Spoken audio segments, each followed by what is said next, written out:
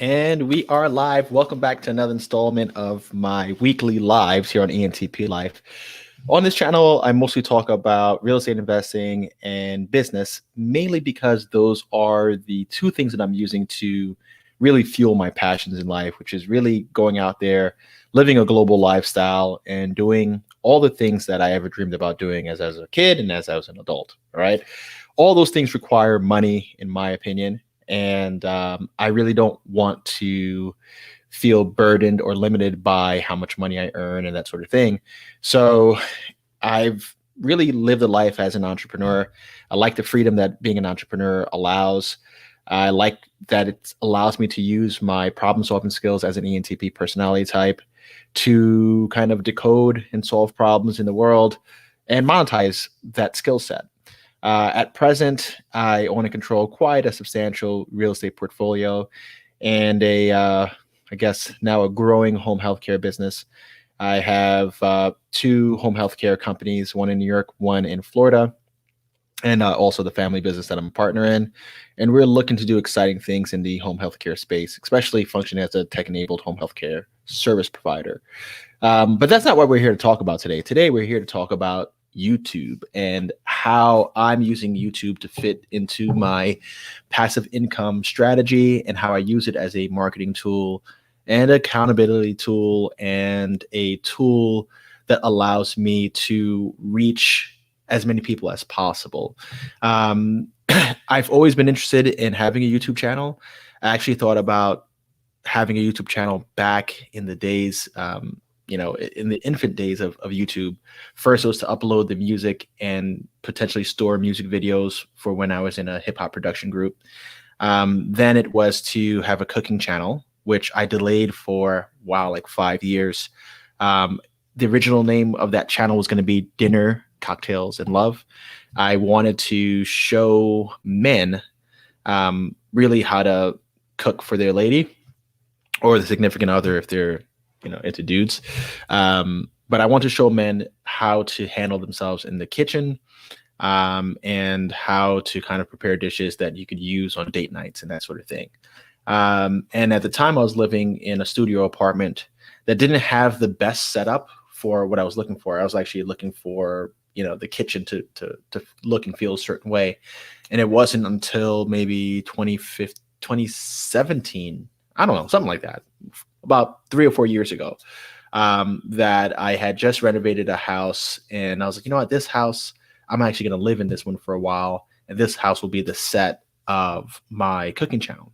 And then I put out that channel, and that channel's name was Hook Eat Up, where I kind of got away from the romancing part of things to just let me show you how to cook dishes. And it didn't have the, how could I say this? It wasn't received the way that I wanted it to be received. I thought I was putting up fairly good content and really good dishes, but I didn't get any traction. I wasn't getting any comments. And I'm someone who needs to engage with people. I like to have people to kind of kick ideas against or kind of bounce ideas against. And I like to, kind of argue topics. That's just who I am.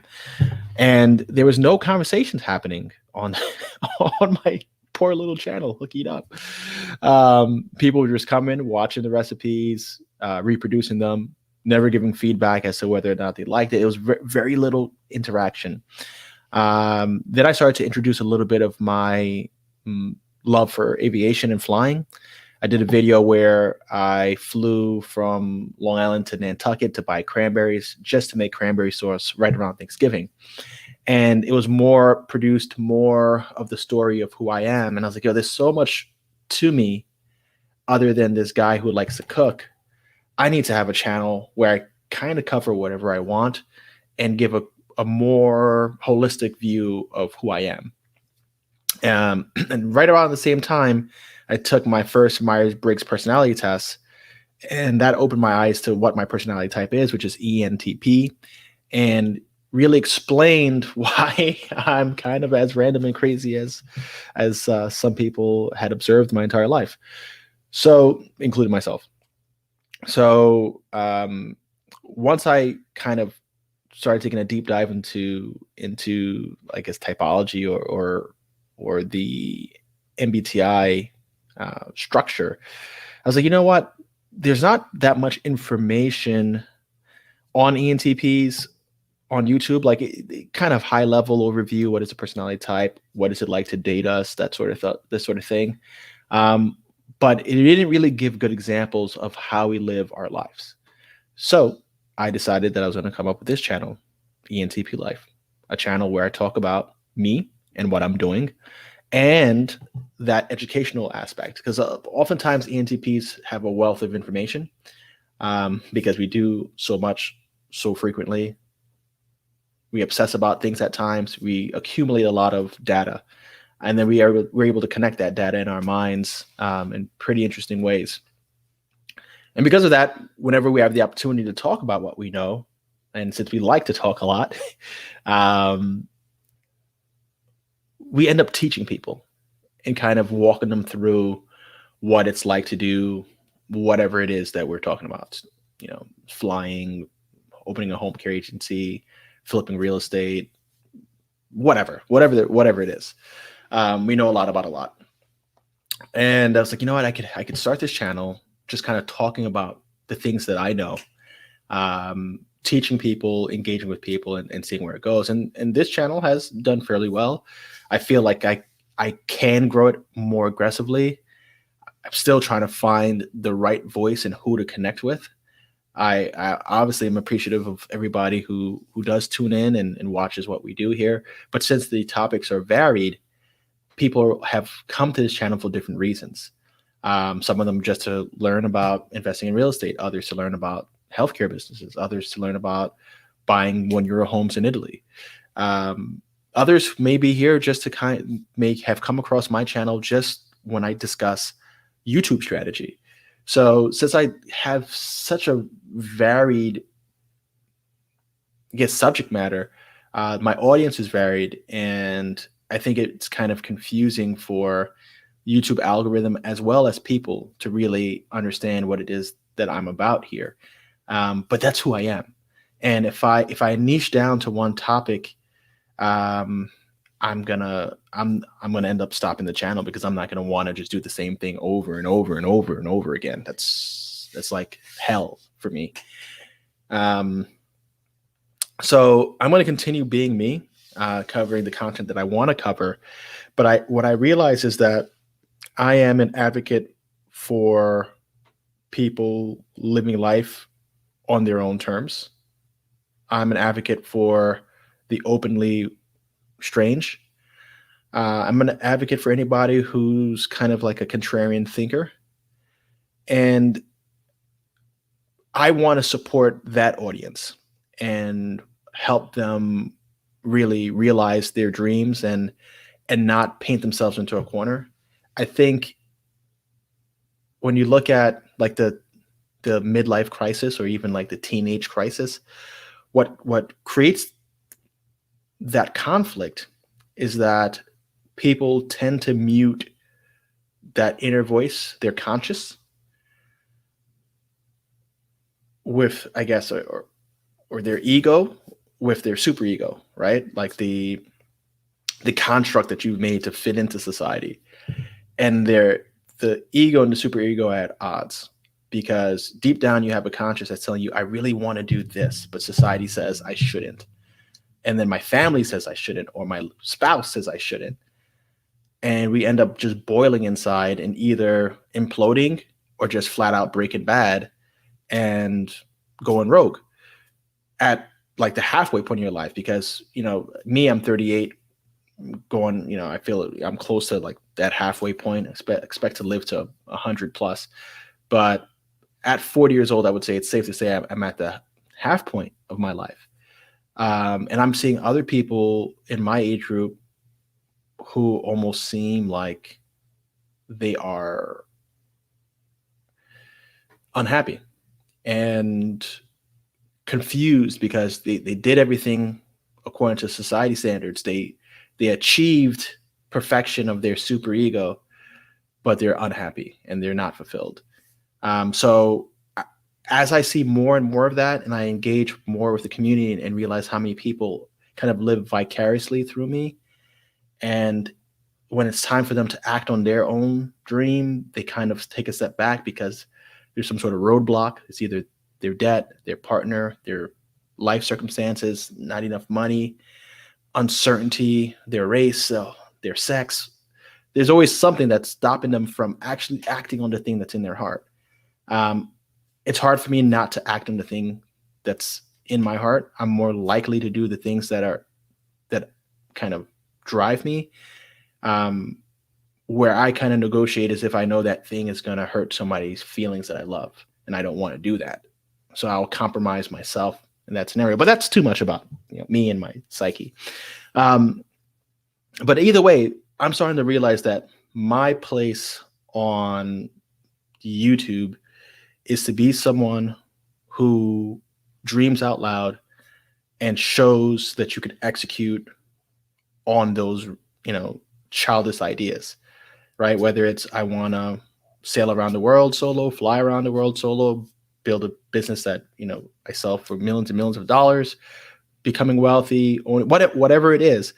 I want to be the voice that kind of champions those people, helps them roadmap their way to achieving that thing that they want to achieve inside, and ultimately help people live their dreams. So that's kind of why you see me kind of referencing that over and over again, because this is what I believe. Like in my apartment, as I walk out my room every day, there's a small little painting or canvas structure on the wall that I see every morning, and it says, "Live your dream." And when I saw that and I purchased it, it was like, this is perfect, because this is exactly the mantra of my life and the thing that I kind of have to repeat whenever I get off the track, because I'm working on some project that's just for money and not necessarily a passion project. So that's what my channel's about. Now, this week I did a video where I talked about how much money am I making on YouTube with 20,000 subscribers. People tend to be curious as to what the earnings are of people who are using social media, I guess, as a business or as a stream for generating revenue. And I'm going to be giving continuous updates, because I was a person that was curious, like, oh, with this many subscribers, how much do you make? I still kind of try to calculate the earnings, the YouTube earnings of people like Graham Stephan, for instance, whose channel's outrageous. And I like, but I wonder how much does he make? And he talks about it sometimes. But I kind of try to compare, like, well, how do I do compared to Graham as far as revenue per subscribers? And I realized that maybe subscribers isn't the best metrics. Now, if you are not already a subscriber to this channel, and you're just coming across this channel for the first time, my name is Carl Pierre, ENTP personality type. If this is the sort of content that you're interested in, whether it's real estate development, starting a home care business or a healthcare practice, or pretty much just kind of living in a global lifestyle, living anywhere in the world, this is a channel that you subscribe to. We kind of cover it all, and it's a good place to exchange ideas, right? So if you're looking for that, you're in the right place. Make sure you like, subscribe, and try to get this shared with as many people as possible. I got somebody calling me, sorry. Airplane mode. Perfect. So that's my cousin. So I haven't spoken to her in a while. But yeah, so what I've noticed with YouTube is that the most important thing about this network is captivating an audience and ensuring that audience kind of pays off for YouTube. Okay. YouTube is concerned with one thing and one thing only, and that is attention, attention, attention. All the social media platforms are concerned with how engaged and active their users are on their platform. How much of their time can they control? And that's because In that, they're able to analyze your behavior, they're able to analyze your interest, and they're able to monetize those two things by presenting advertisement. Whether it's social media, whether it's Facebook, which is pretty much social media, whether it's Facebook, Instagram, WhatsApp, kind of collecting all your data as well, your Google phone, YouTube. It's all about really understanding your behavior so that they could serve you up more of the things that you like that keep you on the platform longer, so that they could serve up more advertisements to make money. Okay. And also, I'm sure they extrapolate your data and bundle that and sell that in other ways. I'm certain of it. So, that's what it's all about, right? Is how do you grab attention? How do you keep attention? And nothing more, nothing less. All right. A lot of people, I guess, get caught up in this idea that you have to have this really well produced channel. And that's not true, because all you need is to make sure that the video quality is somewhat okay and stable, and that the volume is somewhat okay and stable. It doesn't have to be, Netflix produced. It only has to be good enough that people could hear you and see you clearly. How you edit may have an impact on the experience of the viewer, but the most important thing is that the information that you're presenting to the audience that's there is good. And YouTube measures this by tracking their overall engagement, right? The first thing that YouTube cares about is the click. Is your thumbnail captivating? Is it interesting? If the thumbnail and subject line are captivating and interesting, people who are there are going to say, oh, maybe I'll watch this video and spend a few more minutes on YouTube. YouTube pushes that first ad, right? They made a little bit of money. The next thing that YouTube wants is for that thumbnail to resonate, and the content behind that thumbnail, the thing behind the door, to really captivate that viewer. They don't want that viewer to go like, oh, this is a waste of time, off the app completely and let me get back to work. No, they want that person to be at work watching and consuming more content. Why? Because they're going to stick more ads on that video, because that person is so engaged with that particular piece of content that they can show 1, 2, 3 more ads, right? It's not just a click anymore. They triple their earnings after getting you to click. And then the trifecta was this quality content, was that piece of content so good that that person wanted more of it from that user or from a similar topic group. And can they repeat that trifecta all over again and keep you in this circle of consuming and binging on YouTube? That's what they want. So when you're looking at creating a channel and growing your channel, you have to make sure that your content hits on those points. Is this something that people are going to discover randomly or intentionally by search? And does the thumbnail tell the story of what you're going to talk about clearly? And is that exciting and interesting for people? And then after that, is the information that you're presenting giving that person what they want? If they were looking for fear or a chuckle or to learn something, or they were just wanted to see hot girls in bikinis, did your thumbnail that was representing that thing pay off for them? If it does, and it does that consistently, then you're doing, what is right for YouTube. Now, if you're kind of just trying to use clickbaity titles or thumbnails or things like that people aren't searching, that aren't even that interesting of topics, chances are people are going to skim over it. If it's just clickbait to get people to open the video and the video doesn't immediately speak to that subject line or that thumbnail, you're going to have a drop off. YouTube will not show that video, would not suggest it, will not put it on the homepage, will not do anything to help that video because it doesn't satisfy the main objective of getting, holding, and maintaining or sustaining attention. And, I can't put it any simpler than that. I have been racking my brain on how do I properly manage that sequence. And the minute that I crack that formula of what is it that the viewers want to see consistently, that doesn't negotiate me by being kind of like too niche down, once I find out what that is and I'm allowed to still be me, then you're going to see explosive growth on this channel because YouTube will get behind that.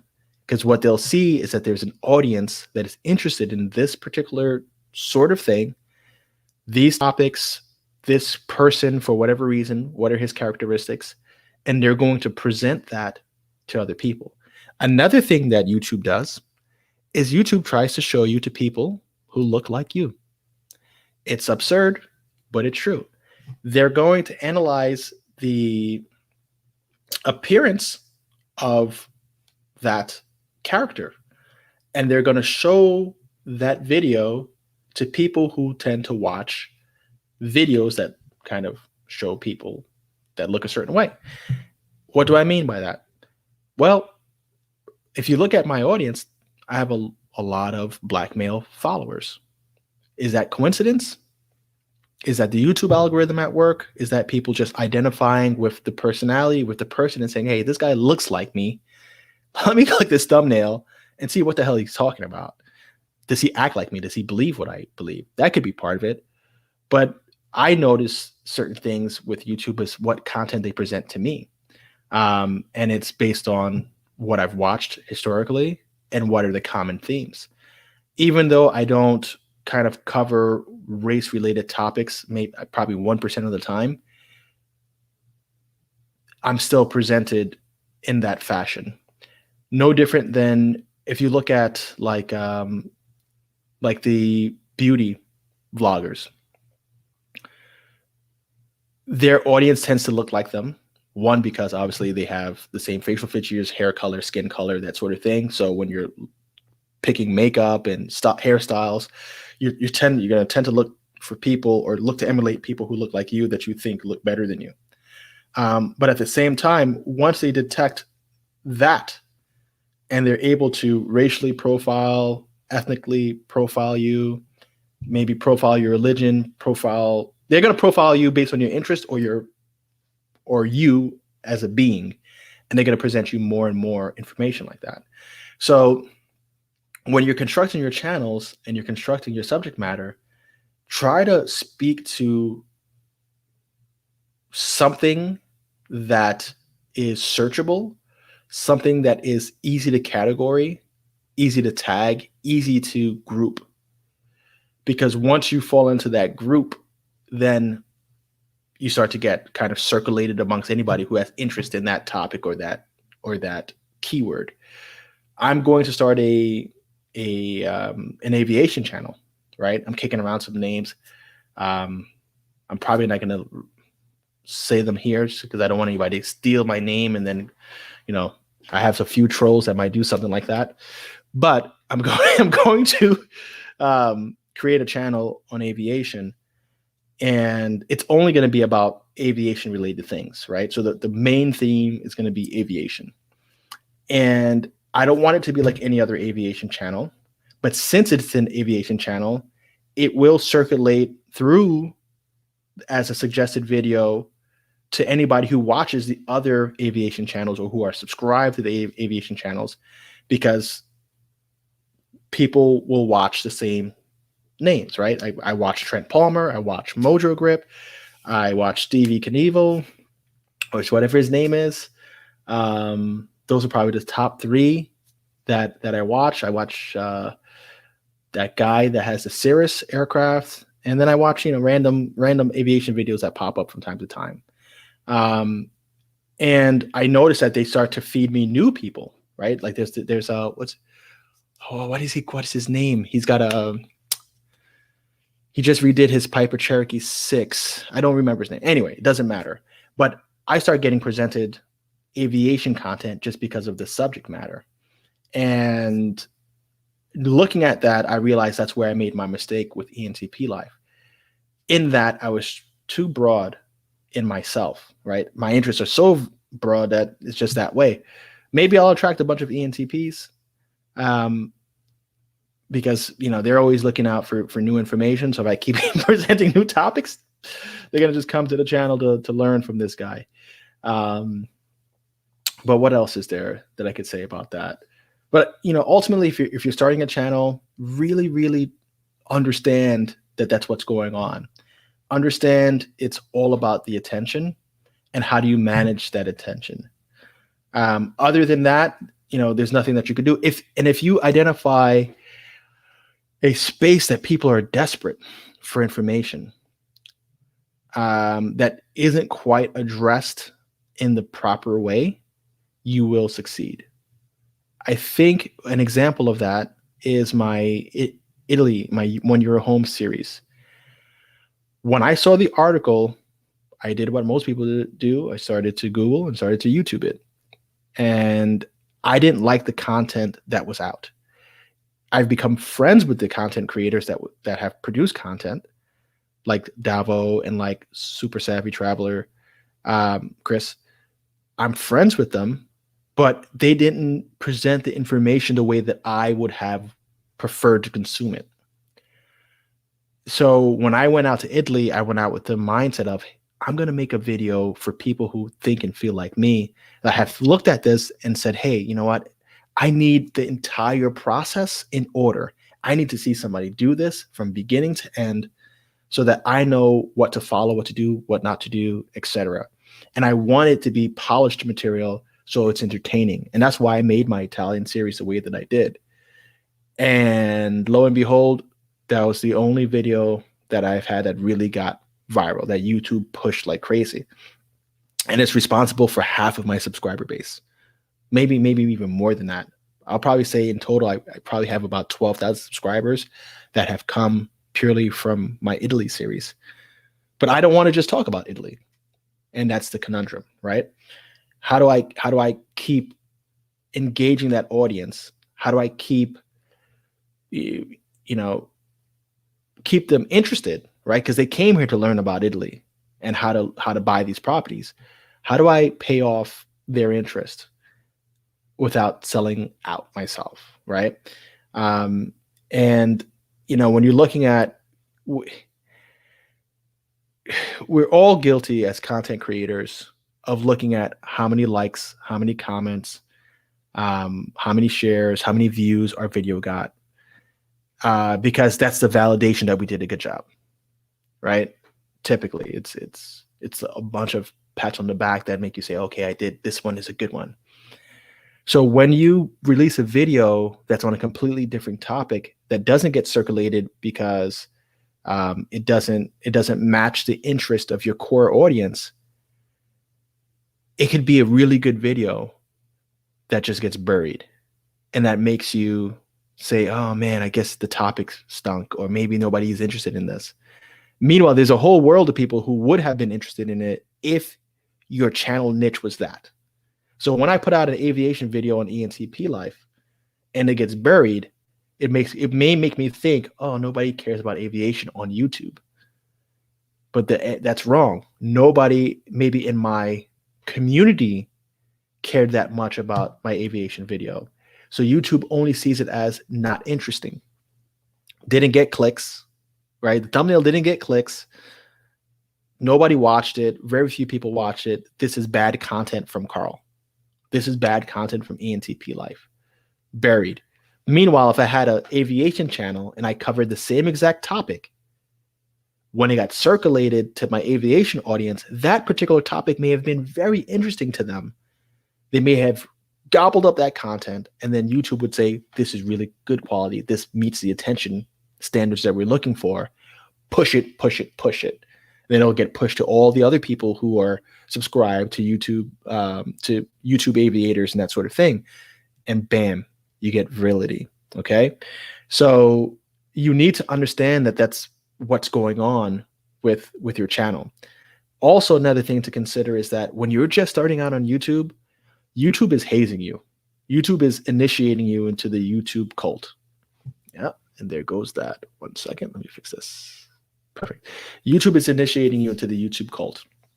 And the YouTube cult is kind of comprised of people who are consistent at making videos. Okay. The last thing YouTube wants is for you to come onto the channel, build a community, and then in 3 months say, I really don't like this YouTube thing. Channel canceled. It's not good for their community. So what they do is they haze you for about a year to either prove that you are satisfying a very, very, hungry audience, because your subscriber base will grow very quickly, or that you have the fortitude to stick it through, right? Because if you had immediate early success, you may have made your first video, that first video goes viral, it gets you 10,000 subscribers, and you still turn around and never make another video again because editing was just too hard, or the pressure, or whatever reason you quit. They don't want that to happen either. So what they really look for is for someone who's willing to stick with this thing regardless of how many people are paying attention. So that first 1,000 is usually the hardest to get. And once you get that first 1,000, you get the watch time and you start to get money. They incentivize you with the money, and then they start to push you more, and you start to see that your growth is occurring a little faster. Your curve is a little sharper. And then they identify, a video that they should push, and they give you that viral push. And I think they do it periodically to keep you interested and motivated, that they wait for the right video to have the right magic. And then they look at, okay, this is year number 2 for you. This meets the virility. This passes the virility test. Let's give this channel another push. Up to 50,000 subscribers. And that re-energizes you and says, okay, wow, okay, I'm getting it. I'm growing up more. I'm going to keep pushing. And that's what I find that they're doing. And I've seen it happen with other channels as well. Another thing that I think is kind of rough, and I'm going to get to the comments and questions in just a second. I see them building.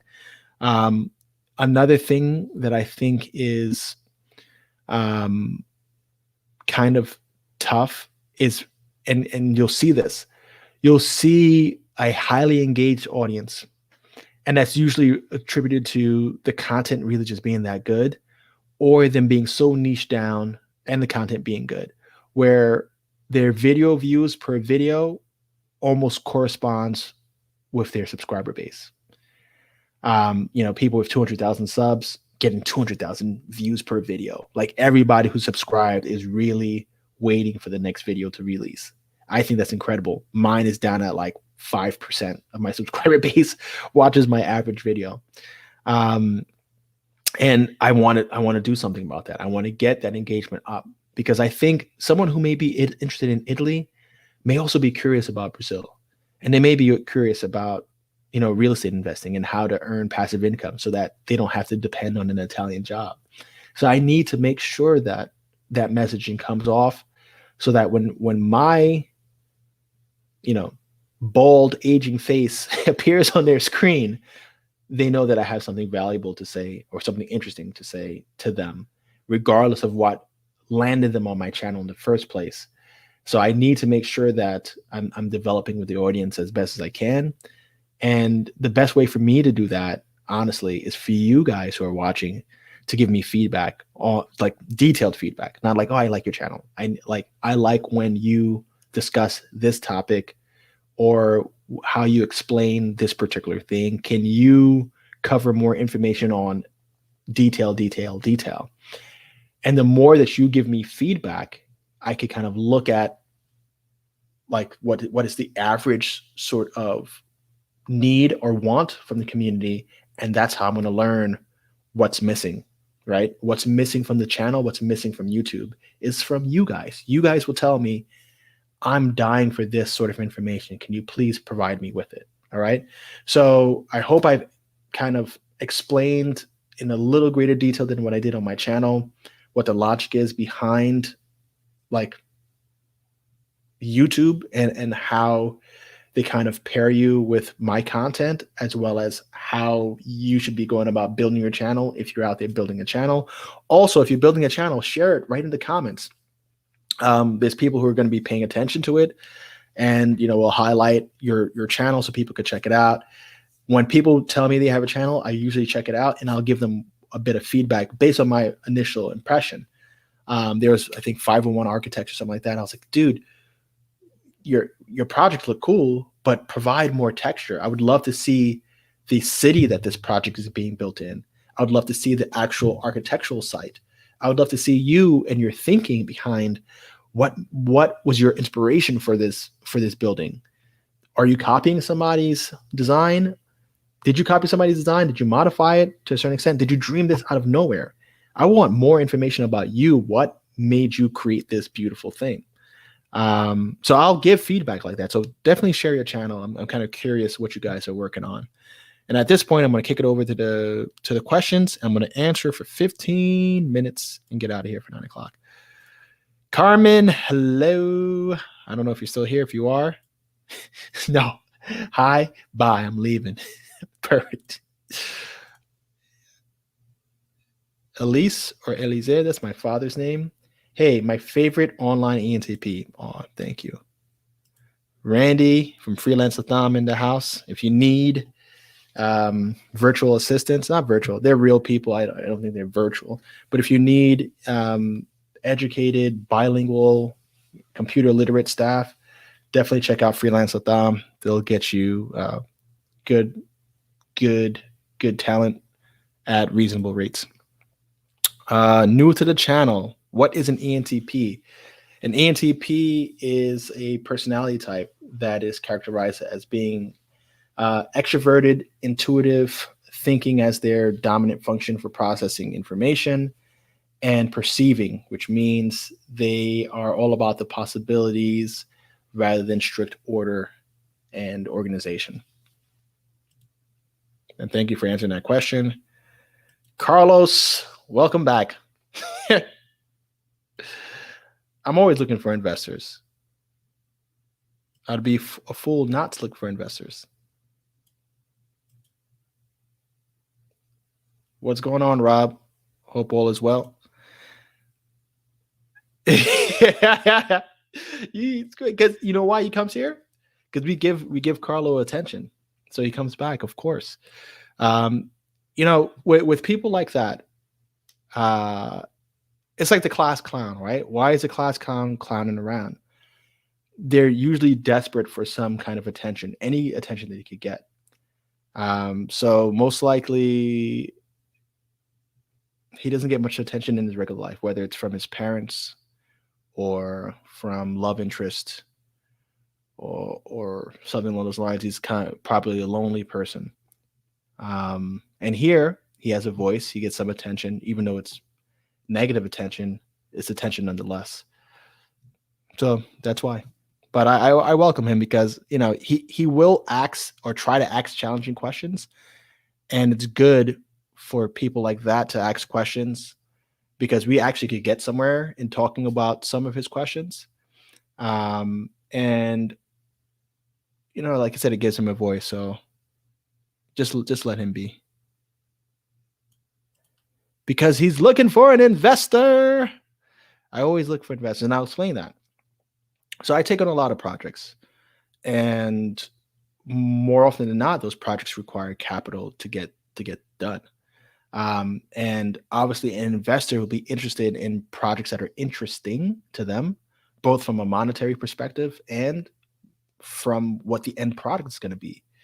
Investors want to invest their money. That's why they're investors. That's why they chose that path of putting money up to do something. That is a choice that they're making. And if I'm able to present them with a vehicle for them to invest in, then I'm doing them a favor. And there's a true partnership there.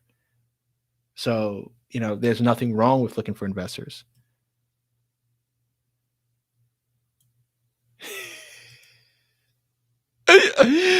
Oh man, you're the only dude that's desperate, Carlo. You're the only one, man. Oh man, I need to get you a girlfriend or something, or a boyfriend.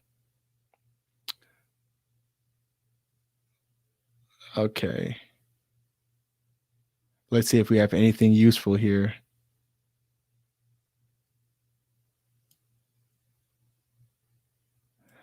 Being a critic is not trolling.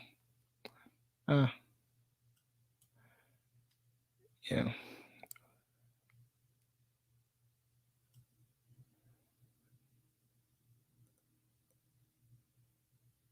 Okay. Maybe let me see.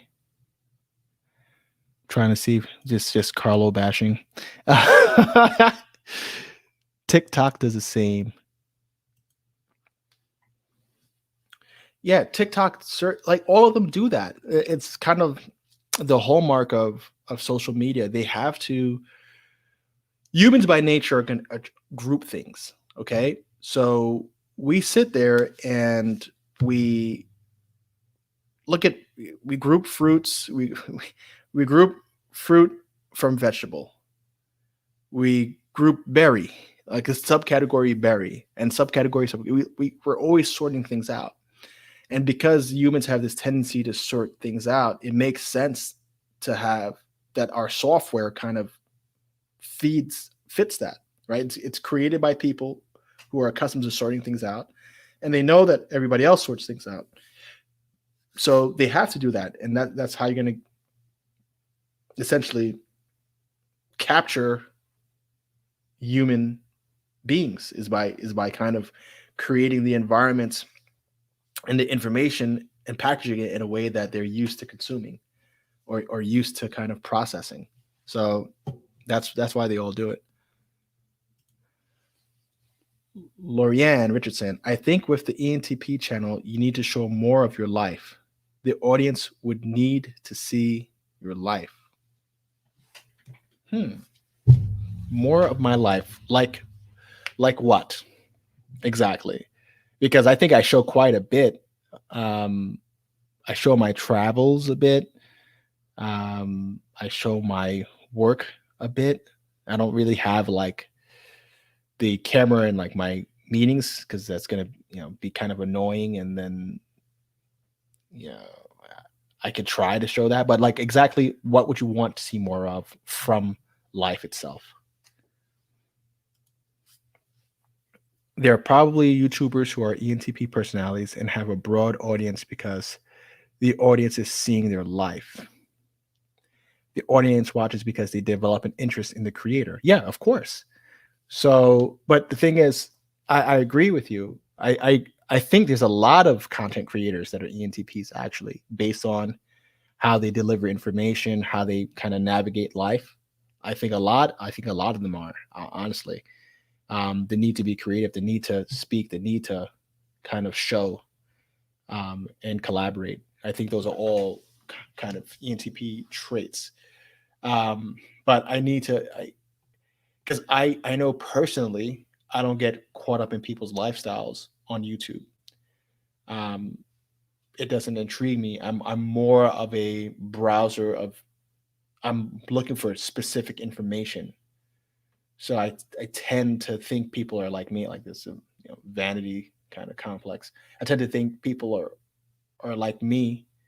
So let me give them what they want. But like, what sort of lifestyle things would you say would be interesting to you?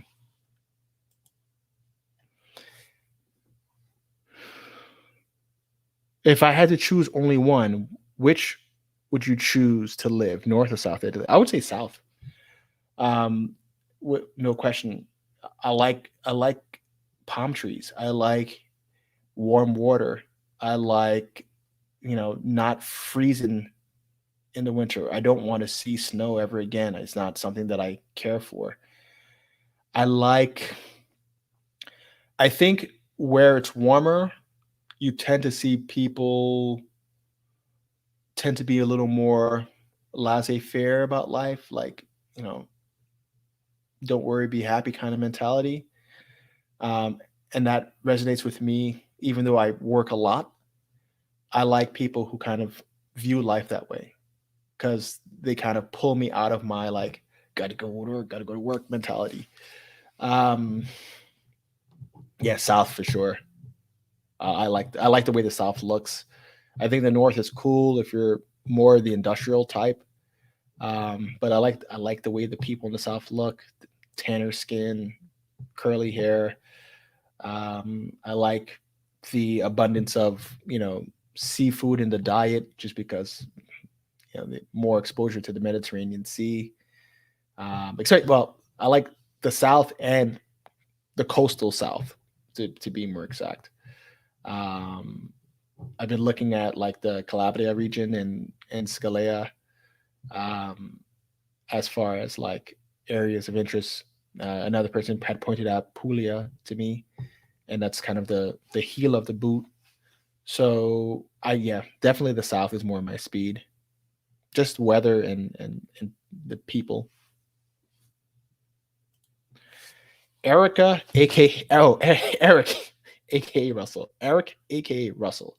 I initially found your channel researching the FHA 203K rehab info and subscribed when I realized that you had a variety of success oriented topics.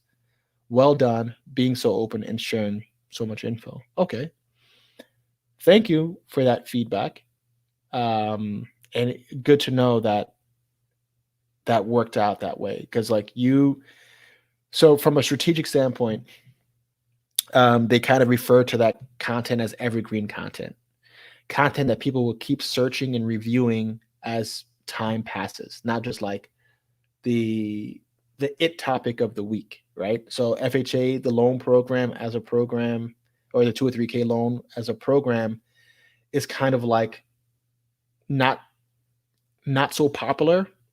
So when people hear about this mortgage type and there's not much information out on it, they start to look for more information. And as someone who did that mortgage, I thought, let me just talk about my experience with it. I wasn't really thinking about it so strategically, but that's how I realized that having searchable content like my experience with a particular product or a particular service that is popular enough that people throughout the world or throughout the country or a submarket would pay attention to, has legs to keep bringing you views. And I think I get maybe like one subscriber for every 200 views for that video. So if that video puts out 100 views a day, which I think it does about average, I get about 100 views a day on that video, or 80 or something like that. I get one new subscriber out of that. But once you've watched my content and subscribed, since it was a FHA loan, they probably showed you how to use the FHA loan as an investor, or they showed like hard money, or they showed like a flip, right? Because those are similar to that subject, right? This was real estate related, this was FHA loan, this was a rehab project. Let me show, like, YouTube's going to show you another thing like that. They're not going to show you me flying on a plane. They're not going to show you Brazil, for instance, as the next topic. They may try that to see, hey, how does he react to this highly clicked thumbnail with his face? Like, they'll do things like that to try to re-engage you with my content. But thank you for the feedback. And is there something that you feel that I'm missing or that I should do more of? You could ask whatever question you'd like. Um, it's like reading a book or watching a series. As we read, we become interested in the character's interest, even if it's something we wouldn't seek out on our own. Interesting. So you're saying that, all right, so one thing that I like to do, for example, I like to build things like out of wood.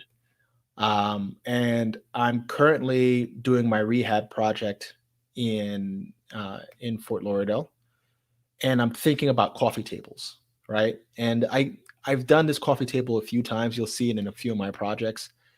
It's like a do a D. It's a typical DIY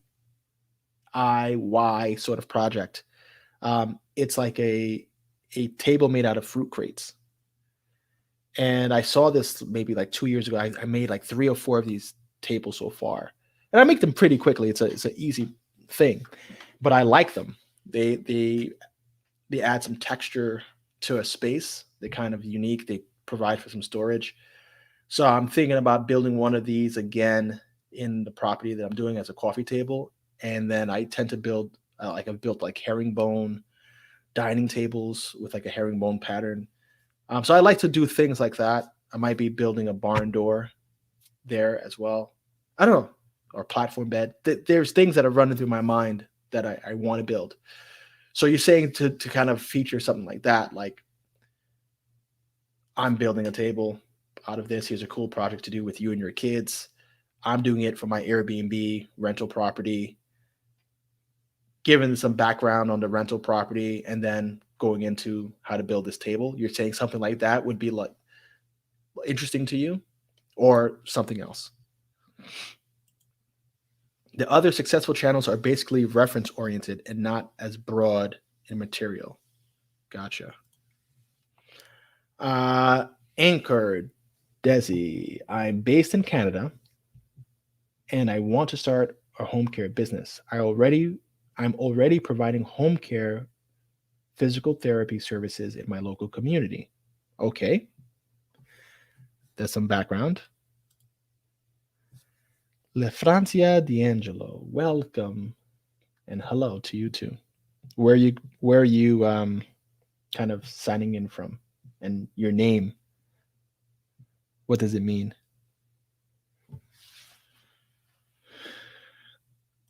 So Anchor, let me know.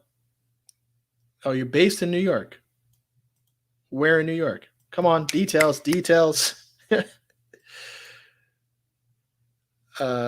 How did this come out first? Okay, so I just started my LLC for nurse staffing agency, and I'm struggling to figure out how to go about securing contracts.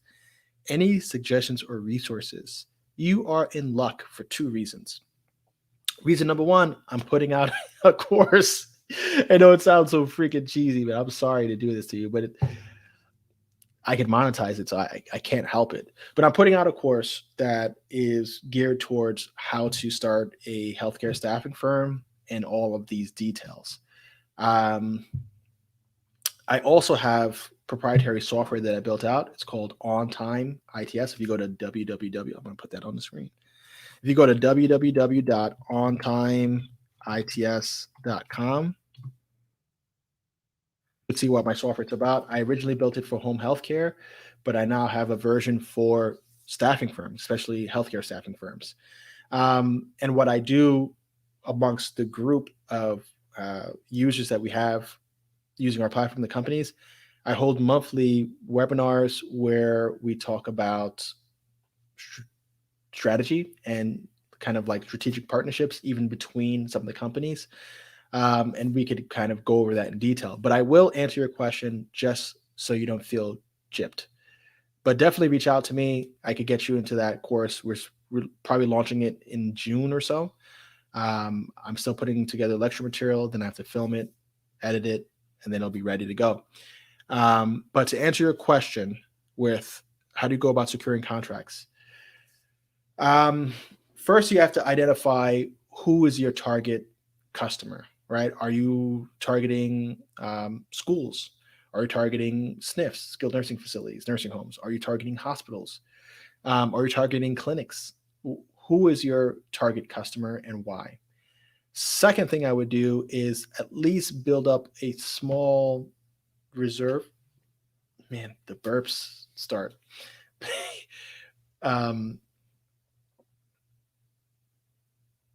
Yeah, build up a small reserve team, right? If it's you, some of your colleagues from other jobs, friends and family that are in the same profession, that's going to be your core. That's going to be who you can shop around at first. So you're going to want to directly call the staffing coordinators, the human resource personnel, or the directors of that department or that organization and ask them what are their staffing needs. Are they having trouble? And do they work with agencies? That's all you need to do. That's your first step. Identify who you're going to target, and then make sure you're contacting the decision makers or the people who have the pain point, right? Human resources is going to be under pressure to fill job positions. If those job positions go unfilled for too long, the people who are requesting the staff are going to start complaining. Human resources is not performing. They can't find us anybody. I'm still short 3 nurses, blah, blah, blah, blah, blah. So that human resource recruiter may welcome agencies to come help them fill their gaps. Okay. The staffing coordinators, people who are responsible for, ensuring that there's enough staff on the floor for a particular unit, may also have a voice in making a decision as to whether or not they're going to use agencies. And then, of course, if you're looking at a skilled nursing facility, the nursing director or the administrator may have final say as to whether or not they bring agency staff into the building to fill the vacancies, maternity leave, vacation coverage, you name it. So that's who you would start with, but make sure that you have people to back up your sales pitch, right? You don't want to say, hey, I want to, contract with you. And then they're like, perfect. Send me over your contract, your rates. Let's negotiate this out because I got two nurses going on leave in a week. And then you're like, I got nobody. Then they're not going to even sign a contract with you. So make sure you have your support so that you're able to actually make good on your contract. And since I gave you all of that information, make sure that you subscribe to this channel, like this video, and make your way on over to my website. I would love to get you in for a demo on time, talk to you more about the program, how it works, and how it's really going to help you streamline your staff. You're going to be able to onboard your staff completely into the software. You're going to maintain their profiles there, make sure that they stay medically compliant. So, that when their PPD expires and that sort of stuff, you're reminded and get an alert as to who is falling out of compliance. You're able to schedule. You're able to dispatch and like Uberify the experience. You're able to do your billing there. You're able to do your payroll there. Okay. So it's a complete system that will help you run your agency better. And the sooner you get started with that, the better off you're going to be, because at least your infrastructure is going to be sound. You don't want to start on paper and then kind of get overwhelmed with managing paper timesheets. I've been there. You don't want that. So that's my suggestion to you. And thank you for your question.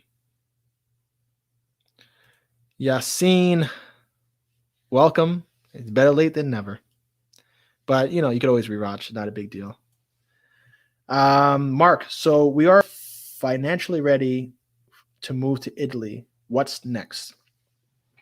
If you're financially ready to move to Italy, you need to identify, you're asking north or south, right? So what's your preference, north or south? Do you want a large house or small house? Do you want an apartment? You need to decide what you want to target. Once you're able to decide what you want to target, then you're able to kind of zero in even further on your objective, right? So I want to be in Italy, north or south? South. Which region in the south? And why? I want to be near the coast. I want to be, I don't even know what the name of that sea is. It's the Mediterranean, but that section that's west of Italy versus the sea that's east of Italy. I know they're kind of labeled different. Geography is not my thing. So which coast do I want to be on? How far south do I want to be? Do I want to be near an airport? Do I want to be in the mountains? Do I want to be directly on the coast? Do I want water views? You need to narrow that down. And then once you narrow it down, then I could maybe even advise you further. If you need an agent in Musomeli, I could help you. But if you're looking at other regions, I could only kind of give you my thoughts or opinion of the region and, kind of what to think about and what to look for and what the processes are. I also have an entire playlist that goes over my experience and it answers a lot of kind of frequently asked questions. So you might want to check that out.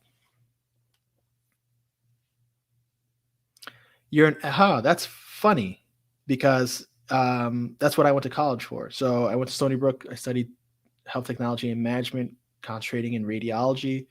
Then I got licensed in CT. I trained in MR. And, I actually, one of my first jobs was with Orthopedic Spine Care of Long Island, Dr. Schwartz. I staffed myself to his practice. So his x-ray tech was going on leave. And I listen to this crazy story. So I already had my nurse staffing firm, right? he had an administrative assistant. Oh God, this freaking thing. This is probably my last run here. He had an administrative assistant who came into my house. I was working at St. Catherine's Hospital at the time, and I was an X-ray tech, and I still had my nursing business. And she came in, and she had rolled her ankle, so I was X-raying her ankle. So the whole time she's talking to me, very friendly. I'll sit. She's awesome, awesome person. And she's kind of watching me how I am. And she was like, "Yeah, I think you would work out really well in my company." She was like, "We have a positioning opening up. Would you be interested in working in an orthopedic practice?" And I was like, "Yeah, I could probably work it, but I also staff and I have other people that, my classmates, et cetera, that I could staff there depending on the shift. Does it conflict with what I'm doing, et cetera?" Um, and she was like, "You know what? I'm going to set you up. Just come in. I want you to meet the doctor." So then I pitched the doctor on using my company, my staffing firm. I said, "I fill myself in. When I can't fill it in, I'll sub in with somebody else." And I probably worked that contract for a year and a half, 2 years or so. So you totally could staff yourself. The reason I'm bringing all this up is that you totally could staff yourself as an X-ray tech um, at orthopedic practices, to hospitals, to that's probably your number one and two. Um, Orthopedic practices, kind of outpatient radiology centers and hospitals. But you could totally find that, or to like the portable X-ray companies. They need staff usually, so start staffing yourself right away. But you're in nursing school, so you're working and you're in nursing school. Weekends, you can staff yourself. Okay, bam. I'm going to answer these last few questions and then I'm done. I also have physical therapist license in New York. Cool as well. I'm looking to start a home care business in New York. Good luck. But I heard it was very tough to get a license to open a home care business there. Is that true? Yes, it is. The licenses are on moratorium and they're not issuing any. And on top of that, they're forcing a consolidation in the industry. They're eliminating all the smaller players. Um, it's just an administrative nightmare to manage a few thousand uh, home care agencies that are in New York. And also they're not issuing any skilled licenses. So it's usually non-skilled um, non-skilled services. So yeah, New York is not the place. But if you're looking to open up home care, it's all about the licensing is number one, right? So you need a license to operate, and then you need to know if you're going to be providing skilled service or non-skilled services, and then you need to pursue your clients, right? And what's going to be your funnel for the patient segment or the patient population that you're targeting.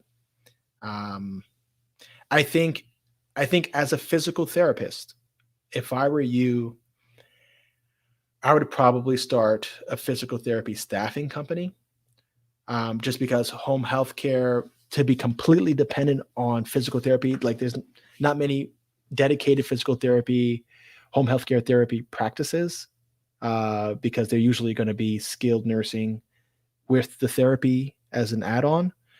But if you started a physical therapy staffing firm, you and two or three other physical therapists, and you're working and you're servicing physical therapy clinics, you're servicing schools, or athletic programs, for instance, and you're servicing other home care agencies who are always short on staff, you can pretty much get into the business at a few $1,000s, maybe $2,000 just to get started, staff yourself, and start building your inroads there rather than going through this arduous process of running your own agency.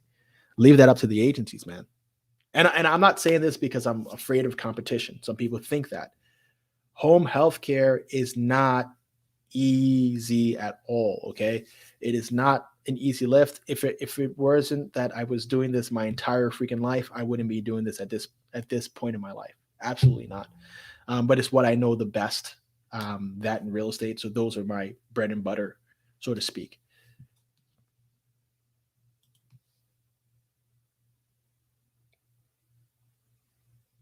Hello, Carl, Entp. Hello. I appreciate what you do. I would like to hear more about healthcare, home care business, group home based business, such how, where, cost. Hmm. Okay. I will cover that more. It's just for me, it's not as interesting to me. So I find that those topics to be boring. I've been doing this for 21 years.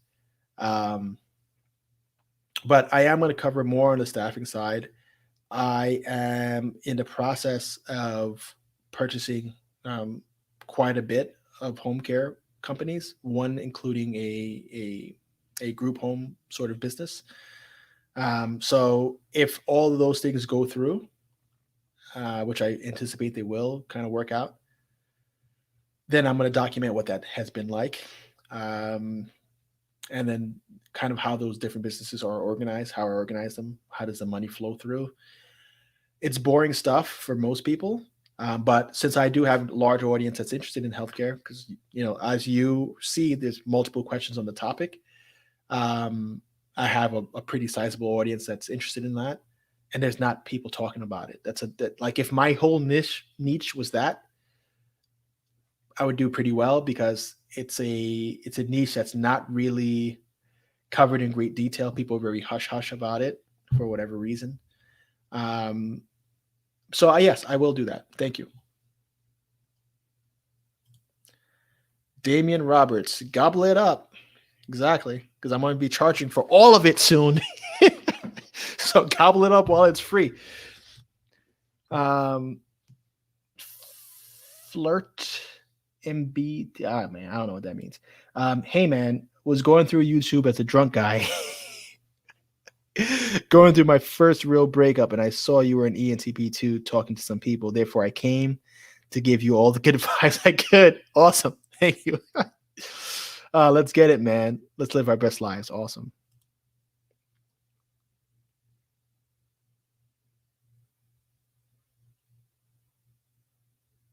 Yeah, I'm almost done. And to be honest, I really like what you do on YouTube. Keep going, man. Peace from Montreal. Montreal's a cool city, man. I can't wait till the Canadians open up again. I could go up there and kind of showcase. I like Quebec City. I like Montreal is different, but I like Quebec City. I like how it feels up there.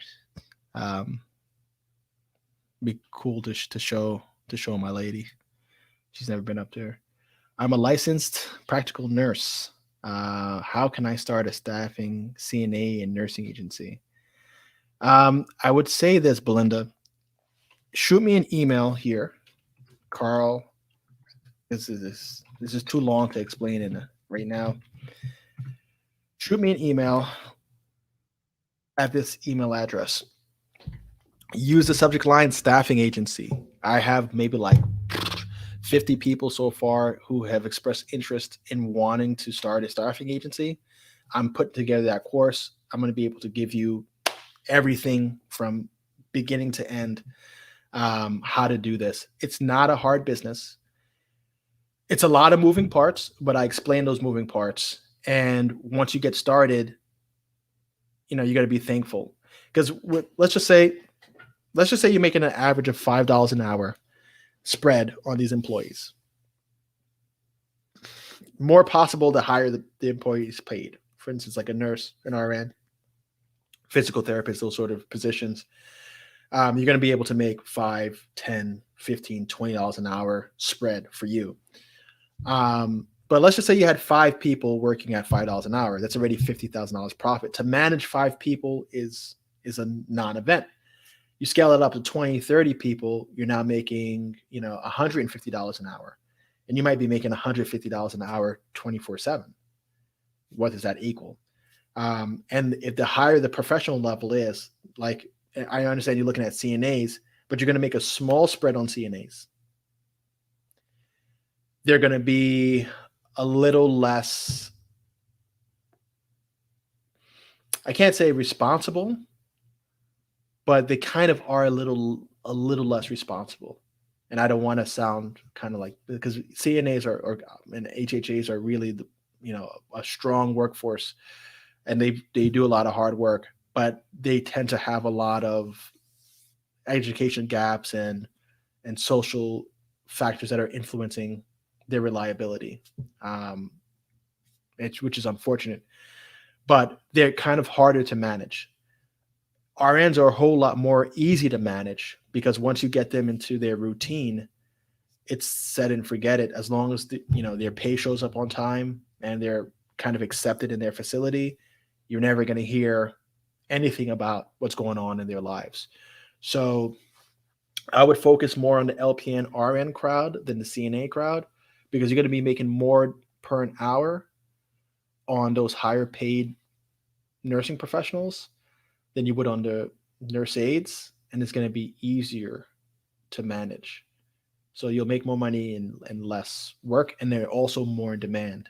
Like there's more CNAs that are going to be working on a particular floor at a given time in volume, but it's harder to fill the nursing positions, and you get compensated for those.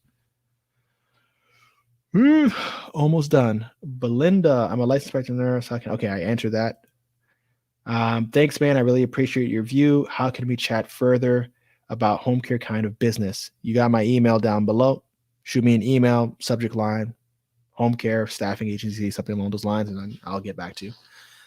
And would I do incubation for agencies? I've thought about it, but that's probably going to be after I exit the companies that I'm building now.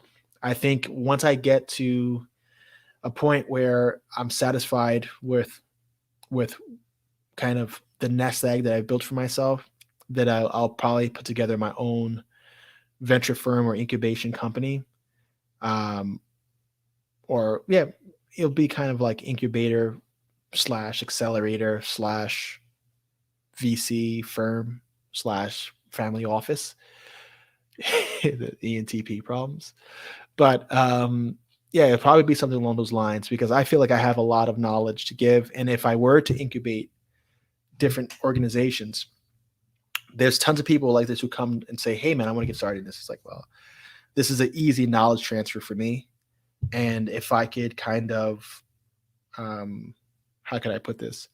If I could kind of identify or screen for good leadership, where I say, okay, this person can function as the administrator, as the chief, as the lead role.